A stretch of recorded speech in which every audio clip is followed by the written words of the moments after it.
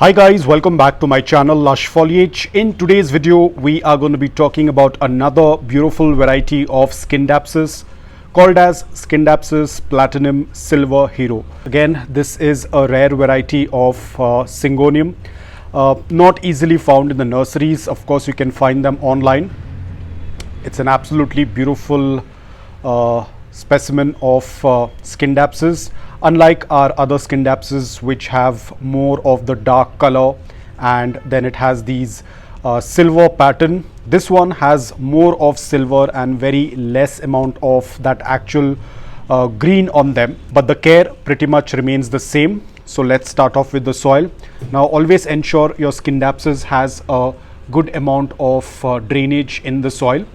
For that you'll have to make a soil mix which is loose porous, but yet it retains a slight amount of moisture. Organic rich soil, of course. Now the materials that I've used for the preparation of this soil it's a mix of coco peat, garden soil, sand and pumice. Coco peat to retain that slight amount of moisture, garden soil to give the basic minerals and nutrients to the plant, sand and pumice to make the soil mix well draining, loose, airy, because they do not like to be growing in a very compact soil. Now again, just like any other Scindapsus, these are also epiphytes, meaning that they tend to climb. So right now this plant is very young, but you can offer a moss pole, a coir pole or a stick in order for it to support. As and when the plant will grow, it will have nodes with the aerial roots which will attach onto the pole.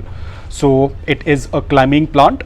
Now light is the most important thing, because as I said, the greens are very less on this plant. It's more of that silver color, so they need a good amount of indirect bright light. You cannot afford to keep this plant in a dark place or in a very less light. You have to offer indirect bright light with a good amount of intensity. If you're growing them indoor, don't keep them right under the grow light, probably at the sides. Do not offer any direct sunlight. The plant will get burnt.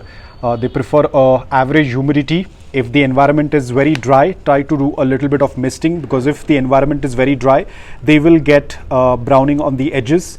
Even with direct sunlight as well, they will get a lot of brown spots. Especially afternoon direct sunlight, please avoid it at all costs, especially if you're growing it outdoors. Do not offer any direct sunlight. Watering, they prefer a slight amount of moisture. That's why I'm using coco peat, because my environment is very dry. The humidity levels can drop very low, so I use a little bit of coco peat to retain that slight amount of moisture. They are not drought tolerant. In fact, none of the species of Scindapsus are drought tolerant. The moment if you are underwatering it, the leaves will start to curl inwards, which indicates that they are thirsty. So as a good practice, maintain a slight amount of moisture but not soggy wet soil. Ensure the pot has a drain hole so that the excess water can drain out. If the water tends to pool into the pot, then of course the plant will get a root rot. So this is something that you have to keep in mind. Talking about propagation, it's very simple. You can do a stem cutting, especially near the node area, like how we usually tend to do it for our philodendrons, which are also epiphytic, the ones that climb. You can do a cutting near the node. Same way, if you're not very sure about philodendrons, even the pothos, we tend to do a stem cutting. It's the similar process. A lot of people also call these as pothos, but these are not pothos. It's a completely different genus, Scindapsus. They're nowhere related with the pothos. Overall, the plant is very simple to care for.